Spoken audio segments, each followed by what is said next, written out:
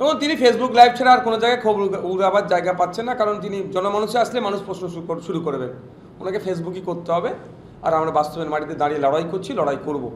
ব্যাপারটা হচ্ছে বিজেপি ক্ষমতায় আসার আগে যে প্রতিশ্রুতি দিয়েছিল তার মধ্যে একটা গুরুত্বপূর্ণ ছিল যে লক্ষ্মী ভাণ্ডারের পরিবর্তে অন্নপূর্ণা যোজনা দেওয়া হবে, ১,৫০০-এর পরিবর্তে ৩,০০০ দেওয়া হবে। পশ্চিমবাংলার হেভি সংখ্যায় মহিলারা বিজেপি যারা করেননি, বিজেপিকে পছন্দ না করার পরেও তারা কিন্তু ভোট দিয়েছিল।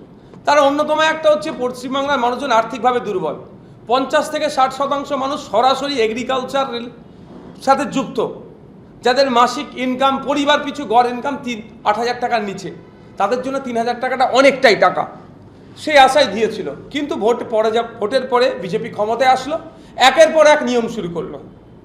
কখনো বলছে পুরুষরা পাচ্ছে, এই অভিযোগে বন্ধ করে দিয়েছিল কিছুদিন। আমরা একদম সহমত, পুরুষ যারা পাচ্ছে তাদের নাম বাদ দেওয়া হোক, যারা এতদিন এই প্রকল্প উপভোগ করেছে পুরুষরা তাদেরকে জেলের মধ্যে রাখা হোক। কিন্তু যে প্রতিশ্রুতি দিয়েছিল প্রতিশ্রুতি ভঙ্গ না হয়, বলেছিল সমস্ত মহিলাদেরকে দেবে, কিন্তু দিনের শেষে আমরা কি দেখছি, ১২-১৩ পাতার একটা ফর্ম তৈরি করেছে, যার এমন জটিল ফর্ম তৈরি করেছে ওখান থেকে কিছু নাম বাদ করবে। তারপরে সরকারি কর্মচারীদের বাড়িতে থাকলে সে পাবে না। তারপরে বাড়ির স্ট্যাটাস কি, পাকা বাড়ি না কাঁচা বাড়ি পাবে কি পাবে না। সর্বশেষ কি সংযোজন হলো, যাদের ১০,০০০ টাকার ওপরে ইনকাম সেই মহিলারা পাবে না। এরপরেও ক্রাইটেরিয়ার মধ্যে আসার পরেও মহিলারা পাচ্ছে না। ফলে স্বাভাবিকভাবে যে প্রতিশ্রুতি দিয়েছে, প্রতিশ্রুতি পূরণে ব্যর্থ হয়েছে, সেই জন্য প্রতিবাদ হচ্ছে।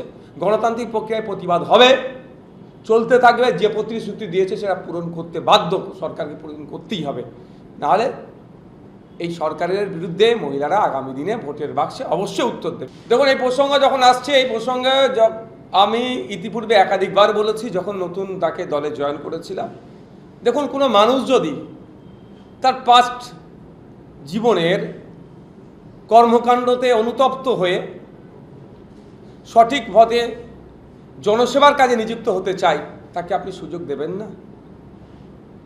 সেই মর্মে আপনারা জানেন, তার বক্তব্য দেখবেন, তিনি স্বীকার করেছেন যে অন্যায় বা ভুল তার জন্য, তার মাধ্যমে যেগুলো হয়েছিল তিনি সেখানে অনুতপ্ত।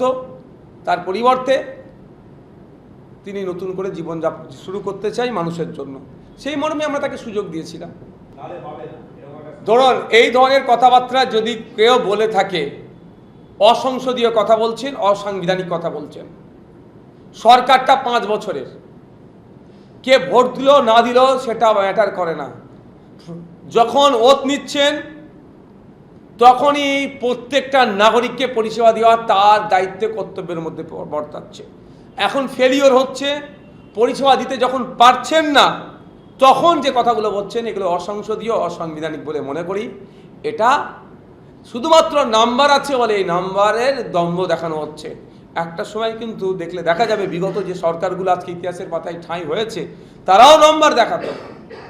আমি এ ধরনেরও বিধানসভার মধ্যে দেখেছি, আমি উপস্থিত ছিলাম। ট্রেজারি বেঞ্চ থেকে বিরোধীদের উদ্দেশ্যে বলা হয়েছিল যে আপনাদের এত গুটি কয়েক আছেন বলে টিপ্পানি কাটা হয়েছিল। তারা দেখুন আজকে ইতিহাসের পাতায় ঠাঁই হয়েছে। আমি বলবো না যে সরকার চলছে, যে ইতিহাস থেকে শিক্ষা নিতে হয়। শিক্ষা নিন, যেই ধরনের ক্ষমতা বা নাম্বারের দম্ভ দেখাবেন না, আপনারাও ইতিহাসের পাতায় ঠাঁই হয়ে যাবেন। তাহলে আরাবুল ইসলাম বকলমে যদি বিজেপিকে সহযোগিতা করে, ভাঙড়ের মানুষ কিন্তু জবাবটা দেবে। দেখুন, এই জঙ্গি শব্দটা যিনি খুব ব্যবহার করতেন, ক্যানিং পূর্বের প্রাক্তন বিধায়ক, ইউএপি এখন খেয়ে তিনি বসে আছেন। তা আমি বলবো, আরাবুল ইসলাম মনে হয় তাহলে আমাদের শত্রু দেশে গিয়েছেন, ঘুরে এসেছেন, ওই সম্পর্কে এত জানলেন কি করে, বা তার যোগাযোগ কোথায় কি আছে না আছে, তাহলে একটু তদন্ত করা দরকার। ভাঙড়ের মানুষ যথেষ্ট শান্তিপ্রিয় মানুষ। ভাঙড়ের মানুষ হিংসা চায় না, মারামারি চায় না। যদি হিংসা মারামারি চাইতো, বিগত দিনে 15 বছর যেভাবে পাওয়ার গ্রিড থেকে শুরু করে, অধ্যাপিকাকে জগছুড়া থেকে শুরু করে, বিএলআরও অফিস থেকে শুরু করে বিভিন্নভাবে যে অনৈতিক কাজগুলো করেছে, মানুষ ঘিরে ধরলে আর উত্তর দিতে পারবে তো? কিন্তু ভাঙড়ের মানুষ চায় না। আর আমি হিংসামুক্ত রাজনীতির পক্ষে সবসময় সওয়াল করে যাব। কে কি সার্টিফিকেট আমাকে দিল ওতে নিয়ে আমি ভেঙে পড়ি না।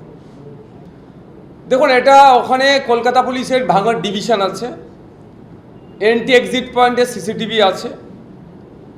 যদি একটা বহিরাগত কাউকে দেখাতে পারেন, প্রথম কথা হচ্ছে আমি ঝামেলার পক্ষপাতী নয়, ঝামেলা করার নয়। দ্বিতীয়ত যে বহিরাগতর কথা বলছেন একটা প্রমাণ করতে পারবেন না, যা দায়িত্ব নিয়ে বলছি। তৃতীয়ত ভাঙড়ের মানুষকে তিনি কি বকালেমে আবার বহিরাগত বলে দিচ্ছেন? ভাঙড়ের মানুষকেই ভাঙড়ি যারা আছে তাদেরকে কি বহিরাগত বলা হচ্ছে? এর জবাব কিন্তু ভাঙড়ের মানুষ দেবে। যেভাবে ভাঙড়ের মানুষকে অপমান করা হচ্ছে এটা ছাড়বে না ভাঙড়ের মানুষ। একটা প্রমাণ দেখাতে বলুন যে আমাদের কর্মীরা যে কোথাও ডিস্টার্ব করছে, একটা দেখাতে বলুন।